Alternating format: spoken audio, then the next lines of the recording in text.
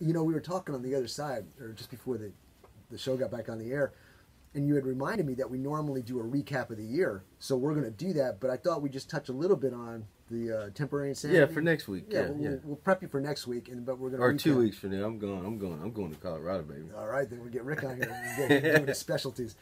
Okay, so go ahead. Why don't you lead off with what you got? So yeah, I mean, so remember we spoke. If any of you guys are routine listeners, I hope you guys had a good, happy holidays. I was just telling Matt here, I've worked out harder than I have ever worked out in the last 3 weeks. I've worked out harder than I've ever worked out in the last 10 years, and I've still gained 2 pounds. And I told him it's all weight. It's all muscle weight, not fat. So I don't know what I'm gonna do. We got to go snowboarding here in the next week, and I don't know. I think I'm gonna die, but. So I'll call you from the top of the mountain when I can't get down. So, ask for some survival skills. Sounds good. So if you guys are routine listeners, you remember we spoke at the beginning of the year, and I've pointed out some of the major decisions as the year has gone on.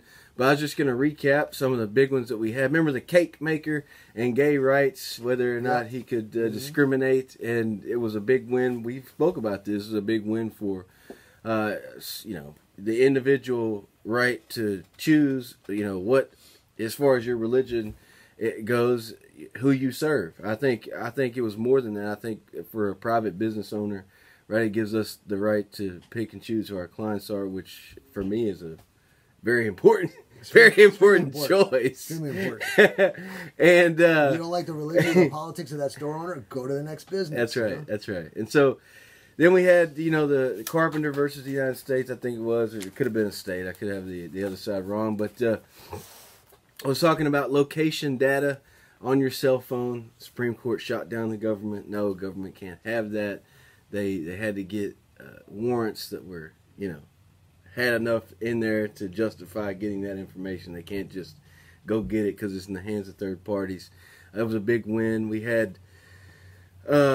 some immigration issues. We had the sales tax, which I pointed out was not a big win for small business owners. It was kind of a controversial issue, but the states, remember, the separate states could charge you retailers sales tax for internet sales, even when they don't have any physical location in that state. That's right.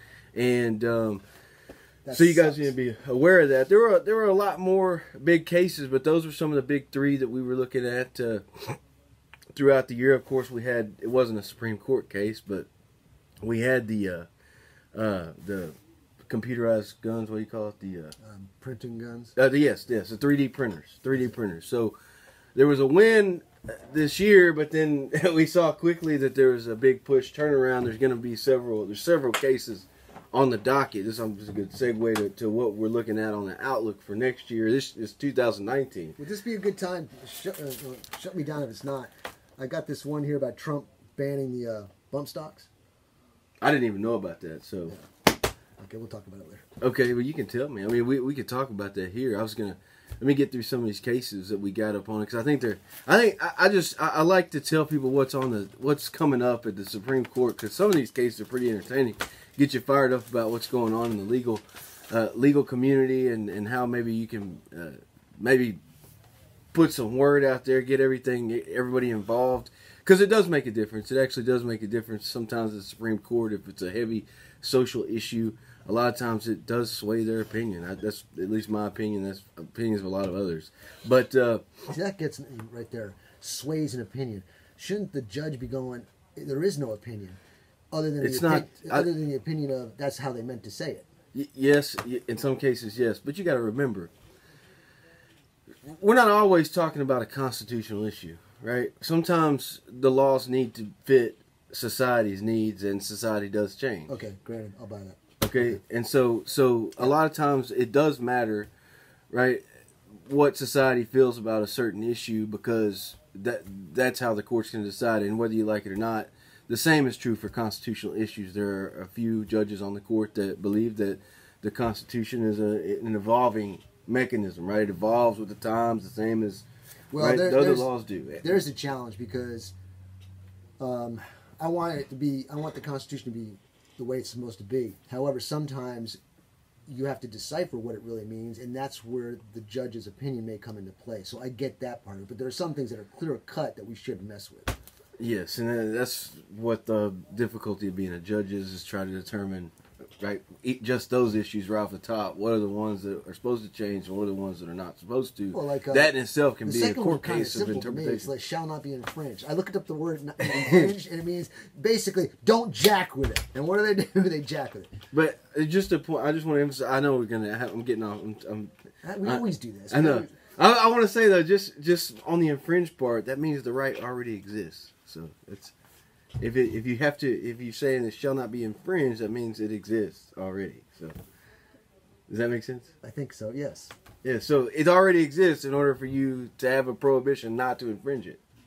Right. Yes. Okay. So anyway, that's just that's a bonus. I learned so much here, man. For free. I learned it for free, too. And y'all listen because you get it for free. You're getting top-notch attorneys here giving you some incredible information for free. And if you can't remember it, go to the YouTube channel, aaronsgunshop.com, go to the YouTube channel, and subscribe.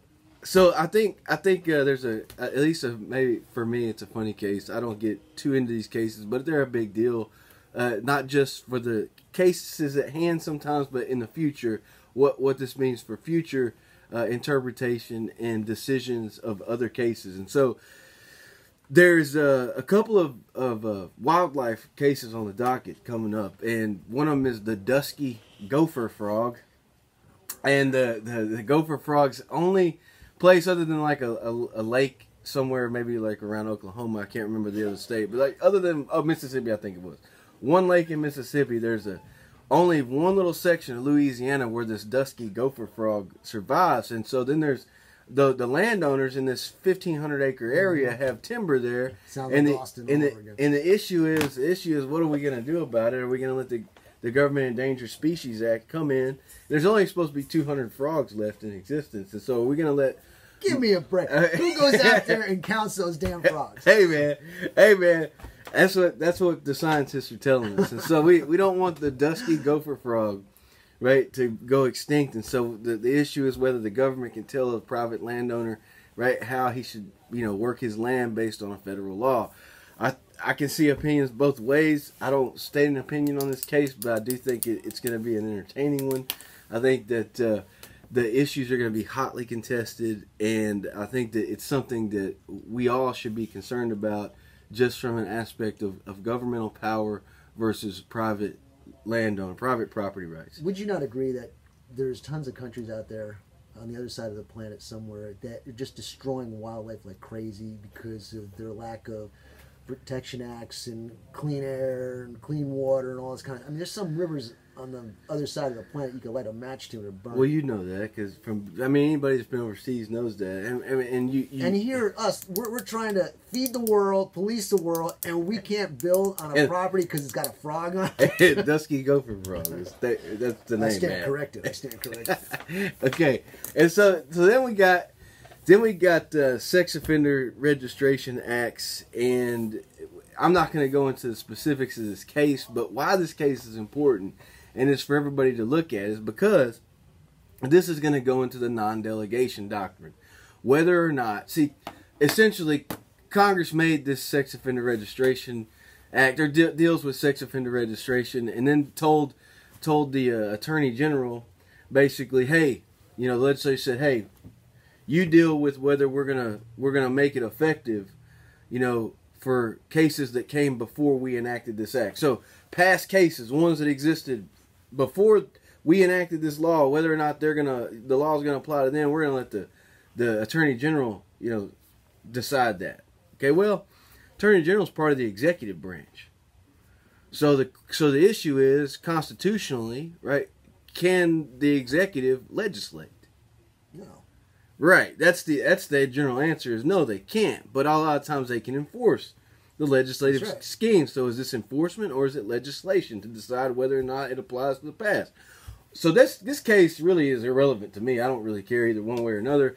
Maybe I should do criminal defense work from time to time. But really what the issue is going to be is, can Trump do other things? So if this case, depending on how this case is decided, really could, right, affect how presidents act, right, on other issues, right? Because remember, the Attorney General is part of the executive branch. That is the president's branch. So he is an agent of the executive. So when I say the executive, I'm talking about the president. So can the president act in such a way and use, that he's enforcing the law other than legislating, right? Not in violation of the non-delegation doctrine, right? Because you cannot, Congress can't delegate its powers to an executive, okay? And the same versus, that's what the non-delegation doctrine is, okay? But it's not delegation if he's merely enforcing the law, right? Okay? And so if he's enforcing the law, then that's going to maybe broaden his powers. And if they say that he's legislating, that's going to restrict his powers on many, probably many other issues. The president can do whatever the heck he wants. He can do whatever he wants at the moment. And then once they say, no, you can't, they go through the legal positioning, then they'll say, okay, I can't do it. But he can do whatever he wants at any moment he wants. And he says, oh, I didn't know I couldn't do that. Okay, we'll retract it. It is 41 degrees. Yes, everybody, it's 41 degrees. If you're listening to the show and you're calling up to ask for the temperature, it's 41 degrees. Sir? Okay? Put your plants. Bring your plants in. Look at that the Sex Offender Act. It's when you got a 19-year-old and a 16-year-old, and they're hot for each other, and it's, it's just normal excitement for one another. Yet this 19-year-old guy gets busted for life as a sex offender. It'd be different if he's molesting and raping and doing all this stuff, where he's doing little children and all that kind of stuff. But there's this fine line. It's the common sense of the law. I think what a prosecutor would argue is maybe those specific instances are messed up, but if you're the dad in the situation, you're going to be upset. But even if you're not, the problem is a lot of times we don't know. We don't know, and sexual tendencies are very recidivist. Okay, they tend to be high repeat offenses, meaning a person has a penchant, okay, to do this sort of behavior over and over again. And it's people like that I could care less if they're off. But it's so hard to tell the difference. Well, what if a guy gets accused of this and convicted of this, and they end up getting married? What happens there? Does that go away? Say, oops, we were just trying to protect the girl, but they really loved each other. You're just trying to open up Pandora's box today. So I mean, that's really not going to make a difference. Essentially, when the thing was committed, maybe that may make a difference, practically speaking, in practice and in reality, the real world, right? If the parents may say, look, if you're going to marry my daughter, maybe we can get past this. We'll go to the DA and do a non-prosecution, but you better stay with her, like that. That's the problem is, like, he could just wait till it's too late. The statute is running, and catch the next train to Dallas. So it's kind of like, but that would be a long time, by the way. He'd have to wait a pretty long while before the statute ran on that kind of case. And I'm coming at this in a very honest direction. Like there's truly, the law was bad for this particular instance. How do you fix that? You got two kids. They're young, and they just. And then all of a sudden the guy's ruined for life because they're just passionate young kids. And another problem is, it's state to state. So like Louisiana, or I don't know Louisiana's, but just one state over, the next state over, the age of majority here may be 17, but in another state it may be 14. And so you have across, there's still states that have age of majority is 14 years old. And so we have this inconsistent, right, classification socially of who's a sex offender, and sometimes it's not fair. Okay, and I mean, I told the story about when I was in college. I had 4 football player buddies that went to jail for having sexual relations with a girl that was in high school, and the only way that this came about is she showed up at a college party, and it turns out they all get arrested. They're all in jail. They're all awaiting trial. 4 do plea bargains. Okay, they get out. They have to register as sex offenders. The other one's like, nah, man, this was wrong. I'm fighting the case. Before his case gets to go to trial, right, it turns out that the girl snuck out of the house and set up like 3 or 4 other guys. The same way. This is all a setup. She gets her kicks by doing this. Right, and then telling her grandma, oh, I'm sorry, they did this to me, they hurt me, whatever. Well, after a while, the prosecutors got smart and realized that she's just setting people up. The 4th guy who said, I'm going to fight this, the case gets dismissed. He ends up walking free while the other guys can't get their case reversed. Right? And so that's crazy, right? And that's just sometimes how our system works, and it's not fair.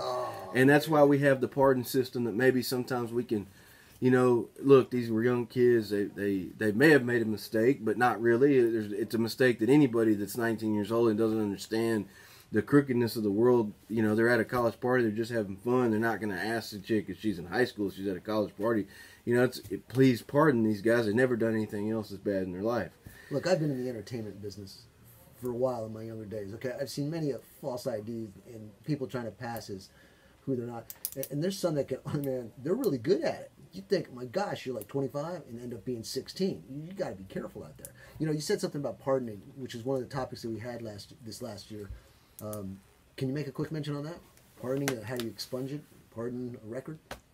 Go listen to the YouTube tape. Yeah, we can get a pardon. Actually, I've actually had some calls about this. Have some really good questions about it. So I encourage you, if you have these questions, call me. I'm actually still researching a couple of the questions. I got two good ones on how to get rid of some really. It seems to me like unfair, maybe not unfair at the time, but unfair consequences that are happening years later, right, for these types of things, and we're trying to figure out how to get it straight. I'm probably going to present these as issues at some point on the show because they are really good questions. But definitely ask me questions. Benton at Watson.legal. Benton at Watson.legal is my email if you have questions about how to maybe avoid some of the consequences, especially for these old ones. I'm getting. The last two questions I got is one is a case that's 30 years old, 40 years old. The other one's not much younger than that, 20, 30 years old. And so, and they're still having effects on these guys today. So isn't the concept of law and conviction basically you broke the law that is agreed upon by the laws of our environment? You broke them, so there's consequences to that. And not only do you have to serve for that consequence, but hopefully you're going to be made better by it when you come out. Isn't that the objective, the goal? It is. And so that's what we talked about. I know at least last year, maybe it was 17 when I quoted one of those judges very passionately wrote about how the system is flawed in the fact that we don't have a system that necessarily rehabilitates people when they have these really bad consequences when they get out. Which is a perfect example of the sex thing. When you're being set up for life as a sexual predator, and it was a passion between a 19-year-old and a 16-year-old kids who lived on the same block and they know each other and they're just excited. So this kid has a life of misery because of something. It should be, hey, dummy, you shouldn't have done that. I hope we know better. You did your time. You did the crime. You did the time, and now you're restored and understand it and share it with other people. Yeah. No, he's like, I got to put a sign in my front yard for life. Well, let me give you another cool criminal case. I think the court's trying to do some criminal cases because this last year was so controversial, and Justice Kennedy's leaving. So Justice Kennedy's is always a swing vote. Without Justice Kennedy, they're a 4-4 vote. 4 on each side. It's conservative and liberals, right? And then Kennedy's always the neutral ground, and so he's the swing vote. He makes a big difference in many cases, okay? And so he's leaving, and now and then there's this process to vet another one and get him in, and so we're trying to do that at the same time, and it's just a very controversial and hectic and volatile time for the Supreme Court. It seems like they're trying to take more criminal cases that maybe nobody will pay attention to. There won't be a lot of big corporate money involved, but who knows what will happen. But I think this is still a good case, and it's two cases, and one of them is, is the death penalty still valid and reasonable form of punishment, right, under the 8th Amendment, now that the person, right, has dementia and has been in jail since 1985. And doesn't remember anything about the crimes that he committed, doesn't remember anything about what he's done, has no recollection of, right, what even happened. Yeah, but you made a comment before about the parent, how on the sexual part that we're just discussing, how the family's affected by it. Well, this family by this person, even though they have dementia and committed a murder, it could be, and it's proven that's a heinous crime. It would give, what's the word I'm looking for, closure to a family. I think that's going to be a point that's definitely argued. I think that there's another issue that there's not even, you have, if the person has no recollection at all whatsoever about what they did, you're not punishing this person now, one, though, and you're not rehabilitating them now, two, because there's no rehabilitation that's possible. You are simply doing it for a revenge purpose. It's going to be the other side. Are you almost saying like that person who committed the crime no longer exists already? It's as though we killed him because dementia doesn't remember it, he's a vegetable or whatever? Yes. I see that angle, but I also feel for the person's family. I do too. Yeah. I think it's a tough case. I think it's a tough case for the court. I think it's going to be I think we're going to hear more about it. Okay, I think if you listen to the news at all, it's probably going to come up a couple times. I think that it's a good argument issue. It's a good issue that you could sit there over a cup of coffee and make some good arguments if you had enough time. Not really even knowing anything about it, right? And there's another criminal case about the executions, about whether he should be. He's got some kind of rare disease that if they do the lethal injection, that it's going to cause those things to rupture and he could choke on his own blood. Okay, and so I mean this is the actual issue. I don't mean to present it in a unseemly fashion, but that is the issue. So now he's saying that the Eighth Amendment allows him to be executed in the gas chamber instead of this other way. That's fine with me. If you want, and I was thinking, if you want to, why is this a big deal? I don't know. I don't know enough about that area to speak educatedly. But I'm kind of like you. I'm like, hey man, I'm an original series Trekkie, okay? And there's an episode with Mudd's women, and Spock is talking to Mudd, and he goes, "Death by phaser, death by hanging, death by firing squad," and Mudd goes, "Mr. Spock, the key word is death."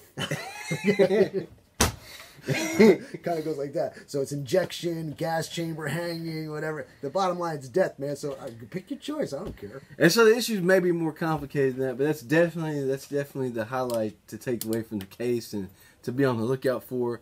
Then there's a couple of other ones.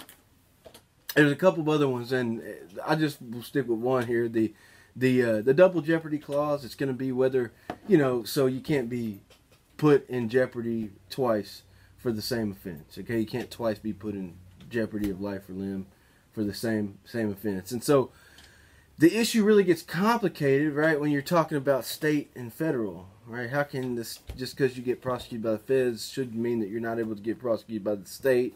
But then there's a double jeopardy clause, things to that effect, and it's really complicated. We don't have near enough time to even explain the double jeoparry clause. He looked at my face and knew a question was coming up, and so he made it because I was going to ask him, wait a minute here. Okay, and Matt's even asked me to come on the show and talk about the double jeopardy clause, and I've refused before. Do you remember that? I know I've asked it before because I'm like confused as how somebody can go to court and it didn't work out right, so they're going to do it again. I'm like, I don't get this, man. There's not even a simple way to explain some of the issues with the double jeopardy clause and why they play out the way that they play out. A lot of times you could put 30 law professors in a room, and most of the time you're gonna have 15 go one way and the other 15 go another way on some of these cases, and it would take us 3 shows to really get down to the nitty gritty. I'm game, right? man. And but in my opinion, for anybody that's not, that doesn't read these cases all the time to really get a grasp of what I'm talking about, and so that's why I refuse to do that show. But the double jeopardy clause is going to come into effect because we're talking about, what was it, Paul Manafort? Yes. Right? That's Trump's campaign manager? Whether or not he can be prosecuted on 2 different levels. And so obviously we're going to hear about this. Okay? And so I just think you guys... I think they already know they can't, but they're going to push this through the system just so it's mud on the walls, it smears, the whole works. And I don't trust any of it, man. I know there's ulterior motives, there's agendas and all that. So whatever, I just look at it and wait for the results because I know there's nothing I can do about it.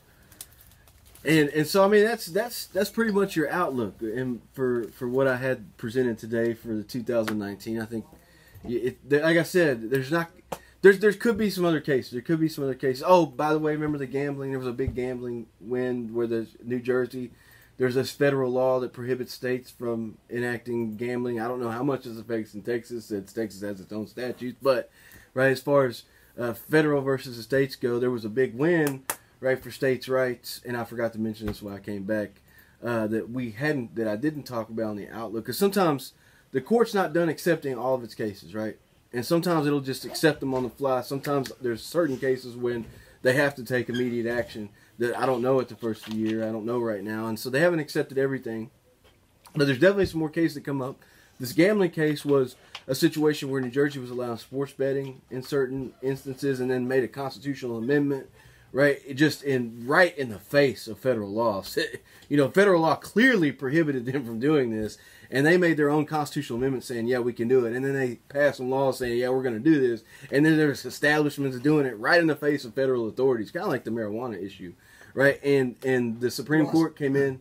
Supreme Court came in and says there's no greater insult to states' rights than this ban on gambling, because there's really no reason for the feds to come in and regulate on a state level what's going on with state property, and that's essentially what the feds are doing. Is they're coming in and saying states have no right to enact statutes that allow gambling, and states are like, New Jersey said we're gonna do this anyway, and they won, and so now.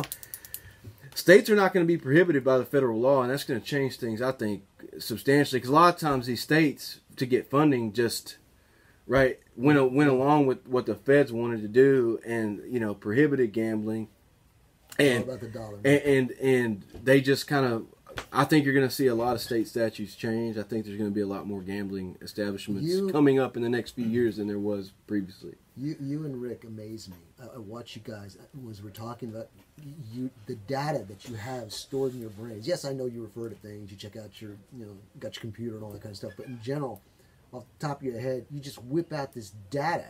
It's ladies and gentlemen, if you got a legal issue, man, this guy's an attack dog. Rick is one of those sly foxes there. He watches and he studies and boom.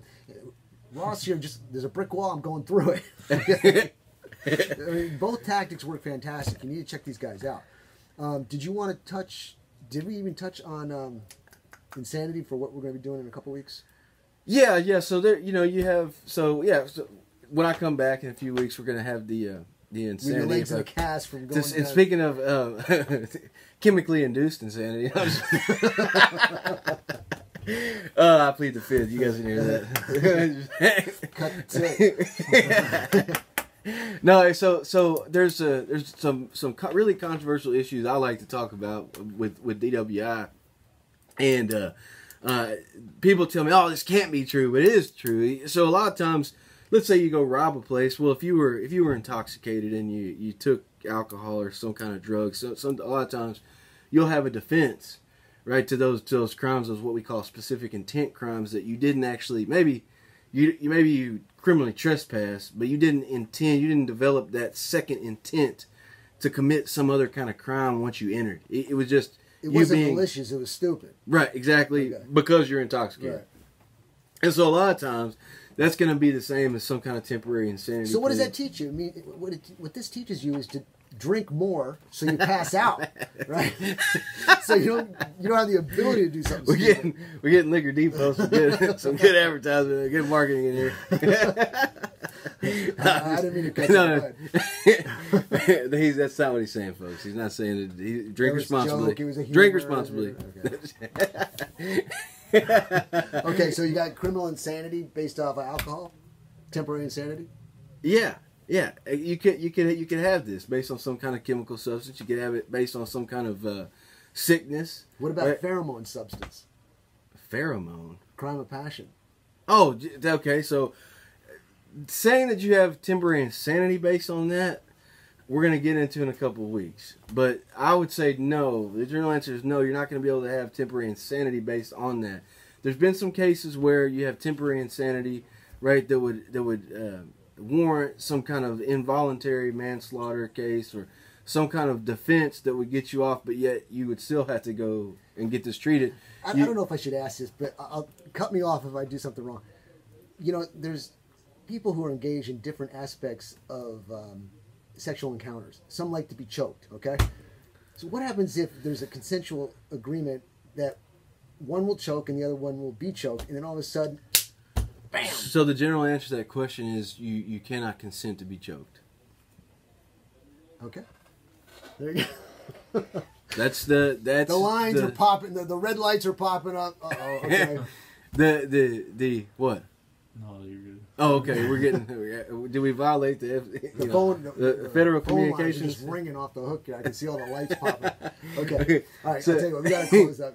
Tell everybody how to get a hold of you. Yeah. So you guys listening to it, you're gonna have a good time. We're gonna have a good time. But you can again on these consequences issues. I've really had two good issues pop up. I'm still working on getting them an answer, right? Because they really are some of the better ones that I've had over the course of my practice. Right, and so if you do have questions like that, and you didn't understand something on the show, and there's no way we would go into every issue, and so there's no way we would have covered those two questions. So, we're definitely going to cover those issues that come up on the show when I find an answer because they are so good. So yes, please email me at benton@watson.legal, benton@watson.legal with your questions, comments. We love it all because we add to the show, and it just makes everybody better educated. And so then if you want to call us to schedule an appointment here in Cameron or College Station or Houston, you can call 254-605-4140. That's 254-605-4140, or come see me at 105 East Main. I got the big milk cow on the side. Can't miss it. Can't miss it. Ross, it's always a pleasure to have you. Rick, thanks again for sponsoring this segment. And I guess we'll take a very quick break. I want to come back. I've got a couple announcements to do, and then we'll get set up for the delicious Janae Goodman. See you there. Happy New Year. Ross, that was awesome. All right. Good job, man.